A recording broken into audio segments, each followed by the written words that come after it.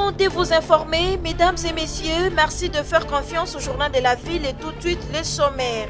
Kinshasa, capitale de la République démocratique du Congo, va abriter la 55e réunion des ministres de l'OADA du 29 au 30 août 2023. Mais bien avant cela, les experts des 17 pays se réunissent à partir de ce vendredi pour préparer la réunion des ministres. Mais bien avant cela, les experts des 17 pays sont en réunion à partir de ce vendredi pour préparer cette réunion des ministres.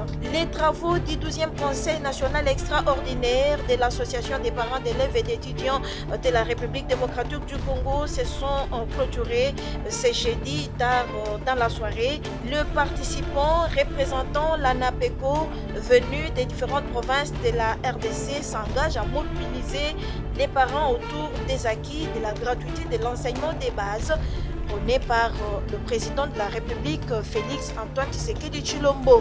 Maladie monkeypox à Kinshasa, pas de panique, la situation est sous contrôle. C'est depuis le mois de février qu'un plan d'urgence a été élaboré au ministère de la Santé afin de minimiser l'impact de cette maladie, a indiqué le docteur Robert Chongo du programme national de lutte contre les monkeypox au cours d'un point de presse tenu ce vendredi 25 août 2023 à l'INRP. C'est tout pour les sommaires. Mesdames et messieurs, encore une fois, bienvenue dans ce journal.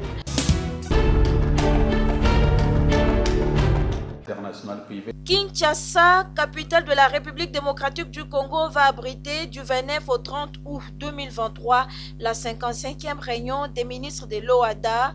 Et en marge de la tenue de cette réunion, les experts des 17 pays se réunissent à partir de ce vendredi 25 août pour préparer cette grande rencontre des ministres de l'OADA. C'est le professeur Roger Massamba, président national de l'OADA RDC, qui a ouvert les travaux de la 55e session du comité des experts des pays membres de l'OADA à Kinshasa en présentiel et en visioconférence. Comme de coutume, vous êtes donc appelés à mettre votre science et votre expérience au service de la communauté en éclairant de vos avis les délibérations de la toute prochaine session du Conseil des ministres. De nombreux dossiers figurant à l'ordre du jour doivent, à cet égard, retenir spécialement votre attention. En tout premier lieu, il vous appartient de baliser le chemin à l'adoption du nouvel acte uniforme portant organisation des procédures simplifiées de recouvrement et des voies d'exécution. À ce sujet, l'importance particulière attachée à l'amélioration du cadre juridique du recouvrement des créances et de l'exécution forcée est à tel point évidente qu'il ne me paraît guère utile d'y insister. Prenant parole à son tour, le secrétaire permanent de l'OADA, le professeur Sidibi Emmanuel Darankoum, a fait savoir que la réussite de l'OADA a dépassé et surpris tous ceux qui se sont mis à l'œuvre. Le chemin de l'avenir est entrouvert, est tracé, et d'autres sujets viennent se rajouter, le statut des juges, qui est également non des moindres, les questions de RSE qui viennent également se juxtaposer. Donc tout ça pour dire que notre droit au WADA est en marche. Le Premier ministre congolais Jean-Michel Zamalou Kondé a personnellement pris connaissance des points inscrits à l'ordre du jour de cette 55e réunion des ministres de l'OADA qui s'ouvre déjà ce 29 août 2023 à Kinshasa.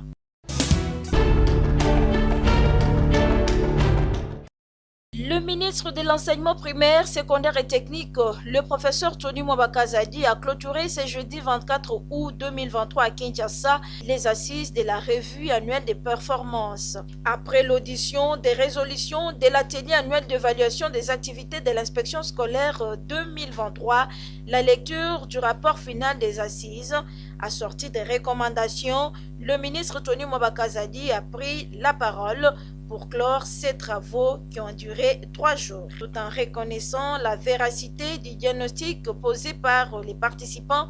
Les patrons de l'EPST s'est questionné sur l'inertie sur terrain alors que les responsables provinciaux ont tous les moyens en ce qui les concerne pour y répondre. 2023, ça sera donc une année différente de toutes les autres. Déployez les itinérances et faites les rapports. Les jours d'itinérance, ce n'est pas un jour de repos. Parce que sur les itinérances, nous avons aussi la supervision des itinérances. Ici à Kinshasa, tout comme en province. Et grâce à ces itinérances, veuillez nous aider à régler les problèmes des provinces éducationnelles sur terrain. D'ici peu, il y aura une instruction qui vous sera donnée pour donner les go dans le cadre du programme de développement local de 145 territoires. Beaucoup d'écoles ont été construites.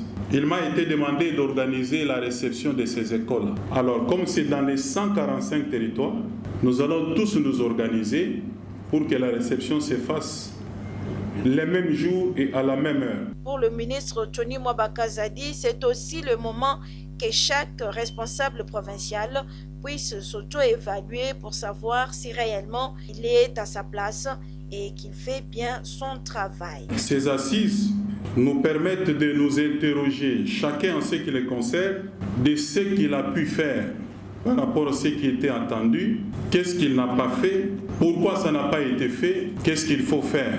Ceci voudrait dire que l'année scolaire suivante, je parle de l'année scolaire 2023-2024, devra être différente de l'année passée. Ayant pour thème améliorer la qualité de l'enseignement par la bonne gouvernance et la redevabilité, ces travaux ont permis de dégager les mots qui rongent les sous-secteurs de l'éducation et les moyens d'y remédier d'ici 2025 pour répondre aux exigences de la stratégie sectorielle annuelle 2016-2025. C'est comme si... Venus des différentes provinces de la République démocratique du Congo, les représentants provinciaux de l'Association des parents d'élèves et d'étudiants de la RDC ANAPECO ont à l'issue de leur 12e Conseil national extraordinaire clôturé ce jeudi 24 août 2023 à Kinshasa au centre Thérézanium de Kitamboma Campagne, pris l'engagement de mobiliser les parents autour des acquis de la gratuité de l'enseignement des bases, initié par le président de la République Félix Antoine Tshisekedi Tshilombo. David Steve Diaté Zampongi, président national et représentant légal de l'Association des parents d'élèves et d'étudiants de la RDC, fait le point. Le renforcement des acquis de la gratuité. On doit continuer à mobiliser les parents autour de cet acquis social important qui a fait que plus de 7 millions d'enfants sont rentrés dans le système éducatif. Des résolutions fermes ont été ressorties à l'issue de ce 12e Conseil national de l'ANAPECO. Nous ressortons avec des recommandations fermes en direction des ministères pour que les titres scolaires soient délivrés à nos enfants à temps et qu'un cadre de concertation avec chaque ministère organisant l'éducation soit élaboré et signé. Des présidents provinciaux de l'ANAPECO, tous derrière leur président national David Steve Diaté Zampongi, privilégient la paix au sein de l'association, une occasion pour le président national de l'ANAPECO de leur lancer un message fort. Nous sommes une association qui a près de 64 ans maintenant d'existence et donc nous avons montré en quoi nous étions grands. Le message fort, mais nous avons un point en commun qui nous réunit, c'est l'enfant à l'école. Et nous faisons ce dépassement pour ne pas être inféodés aux partis politiques et aux églises. Nous restons association nationale laïque. Tout est bien qui finit bien. C'est par une photo des familles que les assises du 12e Conseil national de l'ANAPECO ont été sanctionnées et c'est dans un climat de paix.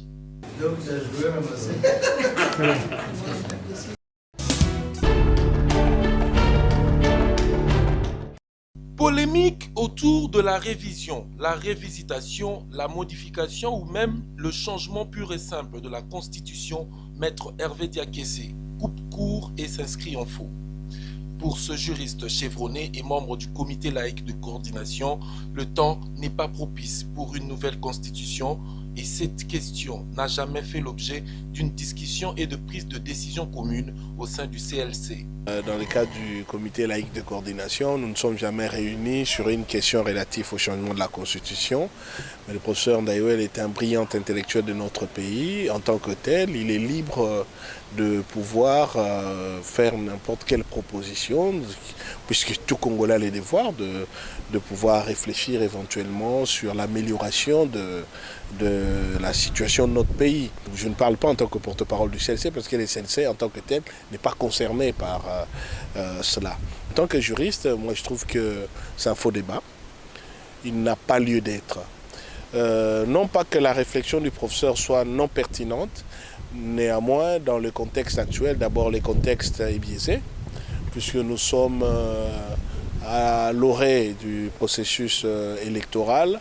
Ne jurons que sur le maintien de l'actuelle loi électorale qui présente d'ailleurs plusieurs avantages. Le brillant avocat congolais fustige par ailleurs quelques thèses et arguments avancés par les tenants du changement constitutionnel. Ils nous disent que c'est une constitution des belligérants, c'est une constitution des Sun City. C'est faux, archi faux. La constitution des belligérants, celle qui était issue des Sun City, c'est la constitution de la transition. C'est 1+4. Celle-là, oui. Pourquoi? Parce qu'elle était l'issue d'un compromis politique, d'un accord de paix. Ce n'est pas la constitution des belligérants. C'est une constitution élaborée par des institutions de la transition, soumises au vote, à la sanction, au référendum du peuple congolais. Notre constitution est le fruit de plusieurs compromis. Pour rappel, c'est depuis quelques jours que ce débat sur le changement ou non de la Constitution refait surface dans l'opinion. À l'instar des années précédentes, encore et toujours à la veille des échéances électorales, que ce dernier vient s'installer et prendre place dans la sphère et arène politique congolaise.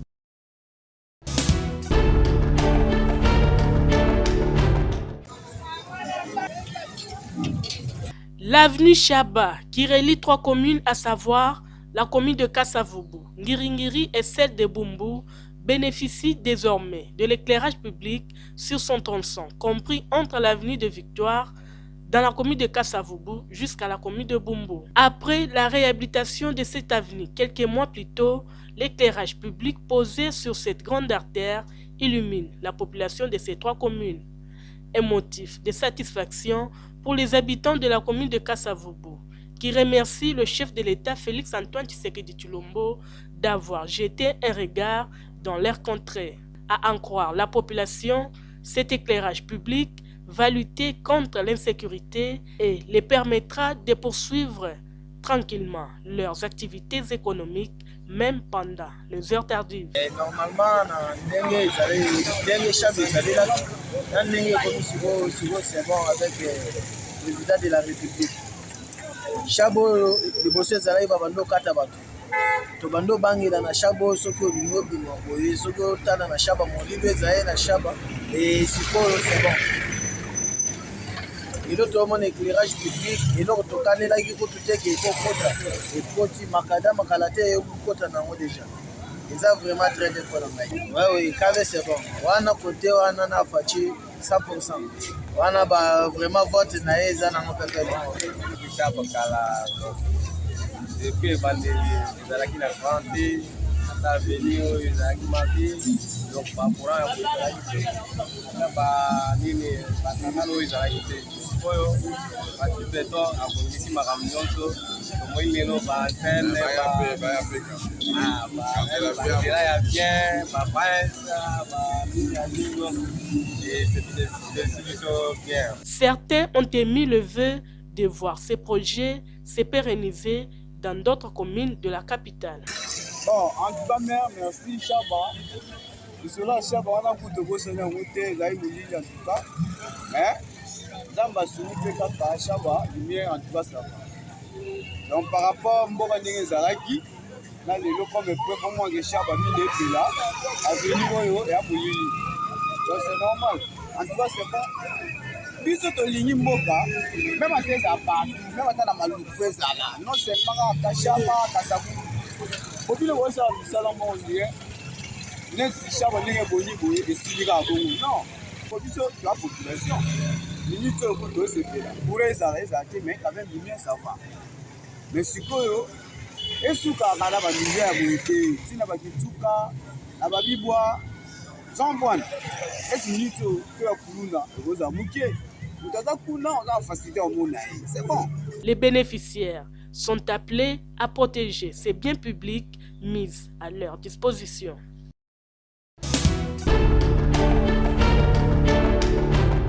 Jeune Elembo Mboka, et comme tango, moto nyonso ayeba rôle naye, o esengeli a jouer pour na mboka naye. Au nom du Seigneur Jésus-Christ. Un rassemblement de jeunes, c'est samedi 16 septembre 2023, na stade Tata Raphaël, na 9h. Il y a un temps d'observer ce qui s'est fait, mais il y a aussi un temps de mener des actions.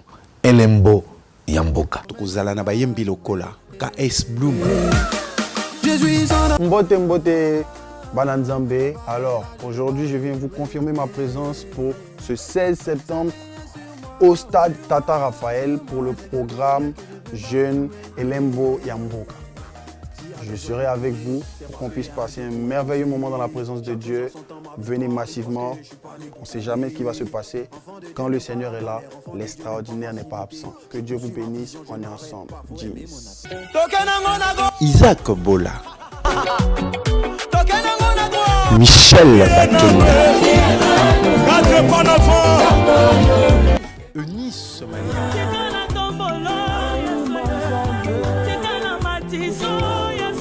Femme Tamar.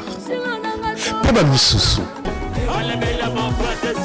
Balobi, rendez-vous n'est pas manqué, plus de 143 jeunes Elembo Yamboka. Venez nombrer. Balobi Migolo aura un système moko électrifié, Soukaina. Jeune Elembo Yamboka.